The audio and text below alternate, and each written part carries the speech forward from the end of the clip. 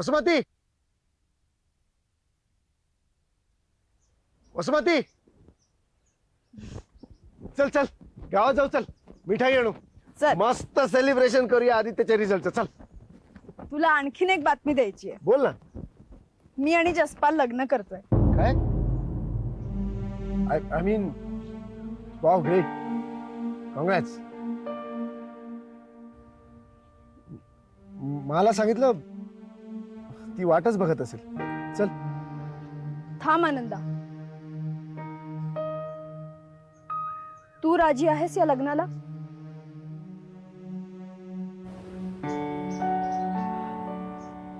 मला तुझी चिंता वाटते. सुलक्षण नंतर माझींची जबाबदारी मी घ्यावी अशी भंतेंची आज्ञा पाळली. मग माझींबरोबर त्या तूही आलास. सुरुवातीचा आपला राग भांडणं सगळं विसरले मी.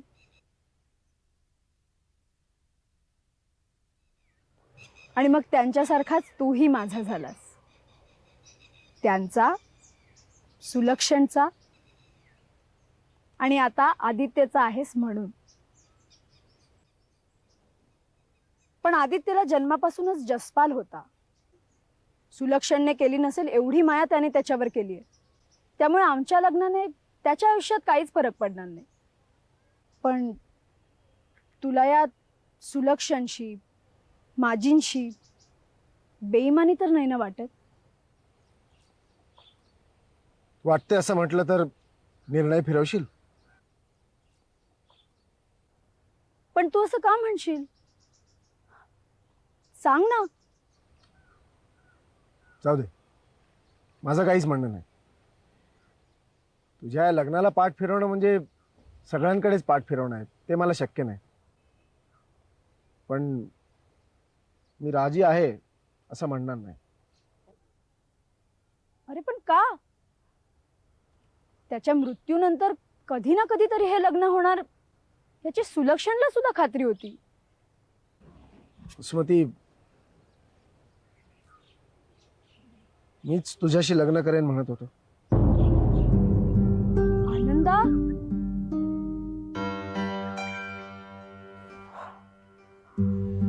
अरे काय बोलतोयस हे तू? तू आणि मी हे कसं शक्य आहे? विसरून जा अगं, विसरून जा, सगळं विसरून जा. ओके, अभिनंदन. पोटा बसून देतोय खरंच. कॉंग्रॅच्युलेशन्स. चल चल, मला सांगू. थांब, त्याआधी गावात जाऊन मस्त मिठाई घेऊन येऊ, दुप्पट. चल चल चल चल. Cheers!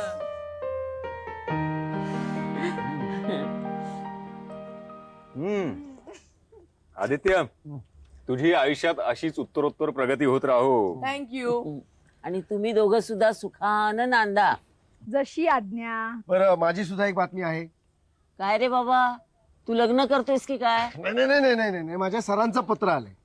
काय म्हणतायत? म्हणतायत या वर्षाअखेर ते रिटायर होत आहेत, त्याच्या आत माझी बदली आणि बढती दोन्ही करून टाकणार. असं होय? म्हणजे आता तुझ्या लग्नाची घाई करायला पाहिजे. माझी अर्चनाबद्दल काय म्हणणं आहे? वा, जसपाल काका आई आणि आनंदा काका अर्चना एकदमच करून टाकू, म्हणजे आणखीन मोठी पार्टी. नको रे बाबा, पुण्या मुंबईकडच्या मुली नको. त्यातून सिनेमातल्या, शेफारलेल्या, फॅशनेबल, स्वतःला शाण्या समजणाऱ्या. हे बघ, तू मला ना आपल्याकडची साधी सुधी सून आण, मला सांभाळेल अशी. तशी आज्ञा. असं काय? मग आणतेच अर्चनाला धरून. चांगला शहरी हिसका दाखवते की नाही बघ. मा, त्यापेक्षा आपल्या अंजनाला आणखी काही बहिणी आहेत का विचार ना. या. अंजनाची बहीण शिवून काढते.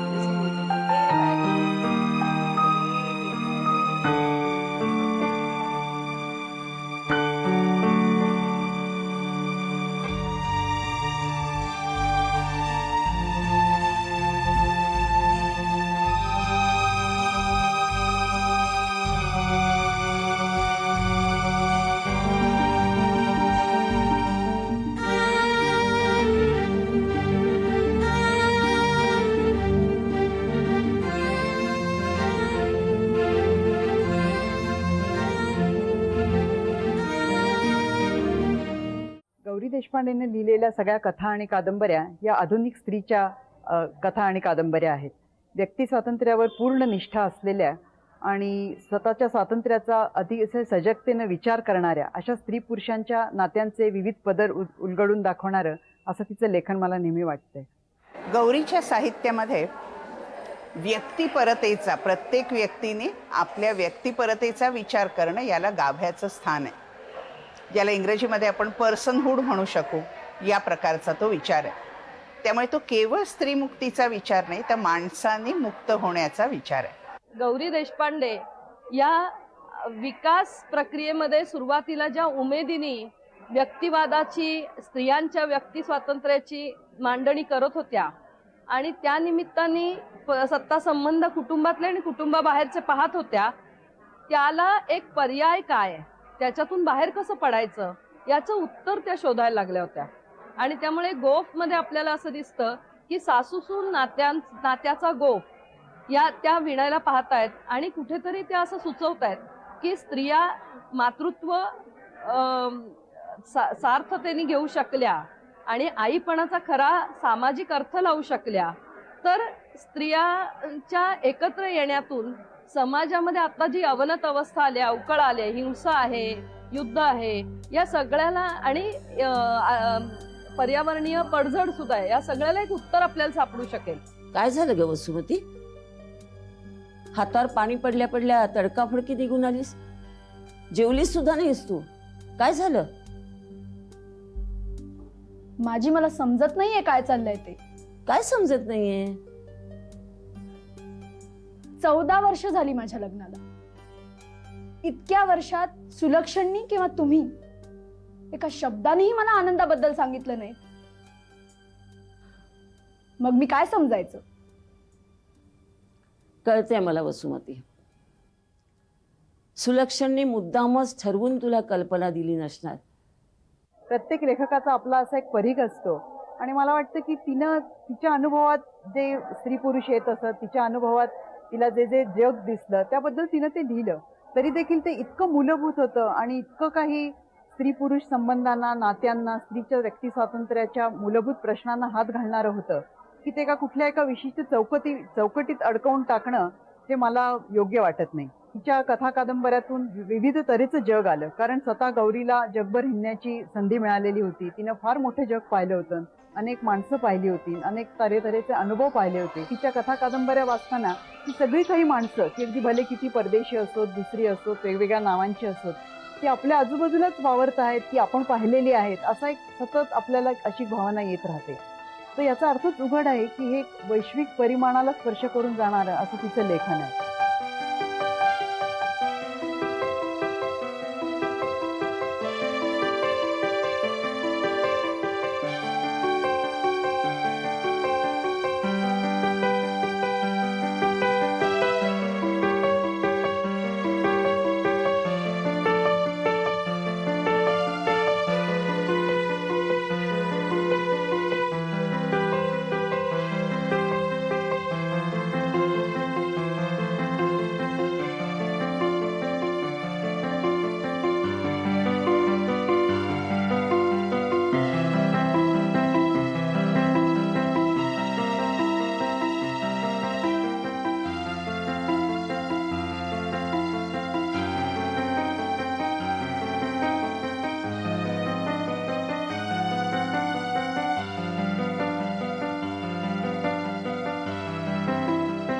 स्त्रियांच्या संदर्भामध्ये लेखन करत असताना त्यांनी नातेसंबंधांचा आणि बाईच्या स्वभावामध्ये नात्याला गोंजारण्याचा जो विचार असतो त्याचा विचार केलेला दिसतो.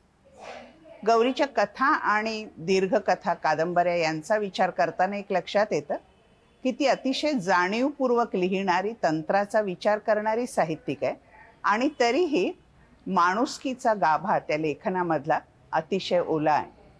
गौरीच्या सगळ्या विचारांमध्ये आपल्या लक्षात येतं की माणसाने नातं नितळ ठेवणं, मानवी नातेसंबंध हे नितळ असणं, याला प्राधान्य दिलेलं आहे. गौरीचं मन सदा भारतामध्ये गुंतलेलं असेल. पाब्लो नेरुदाने एका ठिकाणी असं म्हटलंय की मी सततच परागंदा होतो माझ्या देशापासून, पण अक्षांश रेखांशाच्या देशाचा गाभा मात्र माझ्या सतत मनात असे. तसं काहीसं गौरीचं होतं. ती ग्रीसविषयी लिहिते, ती इंग्लंडविषयी लिहिते, पण मनामध्ये महाराष्ट्र असतो. आणि हा महाराष्ट्र विशेषतः अलीकडच्या लेखनामध्ये शेतघरांच्या रूपाने गौरीच्या साहित्यात आला. अलीकडच्या श्रीमंत बाळांची फार्म हाऊस आणि गौरीच्या लेखनातलं शेतघर हे फार वेगळं आहे. त्या शेतघराला आपल्या लक्षात येईल की मातीचा वास आहे, मातीतल्या माणसांचं नातं आहे. आणि म्हणून गौरीच्या साहित्याचा विचार करताना तिने वापरलेल्या वेगवेगळ्या निवेदन शैलीचा विचार करावा लागतो. माझी काय होतंय? बरं वाटत नाही का? खूप उदास वाटते रे. आदित्यची आठवण येते. रघुनाथ, वसुमतीने इथे यायलाच हवं. होय माझी. छोट्या साहेबांसाठी तरी त्यांनी इथे यायला हवं. भाषा शैलीचा दुर्दैवाने फारसा विचार मराठी साहित्यात झाला नाही. ती भाषा शैली एका बाजूला अनौपचारिक वाटणारी आणि दुसऱ्या बाजूला सारे सांस्कृतिक संदर्भाचा अस्तर घेऊन येणारी आहे. आणि म्हणून काही वेळेला साधं वाटणारं तिचं लिखाण अतिशय अर्थपूर्ण ठरतं. गौरीविषयी बोलताना कर्वे घराण्याचा संदर्भ येणं हे अपरिहार्य आहे. या कर्वे घराण्याचा पाठीचा कणा, साध्या राहणीविषयी असणारं आकर्षण हे गौरीच्या सर्व साहित्यामध्ये आपल्याला दिसतं. Some years back, Ford Foundation student from the United States came to see me. She was interviewing some women writers in India. She had a list of women writers and all of them were English writers.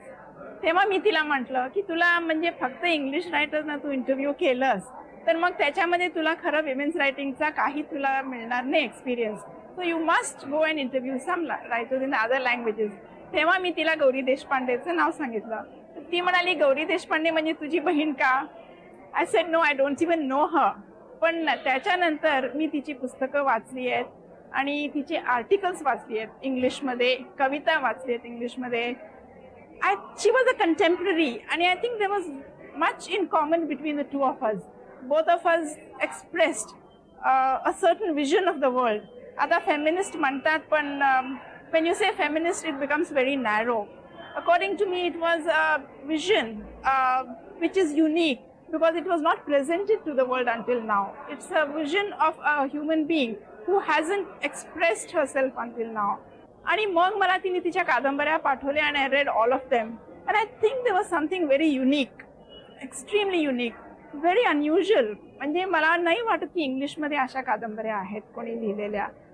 Every time I read her books, her novels, I found a kind of a picture of human relationships which I think very few people have presented.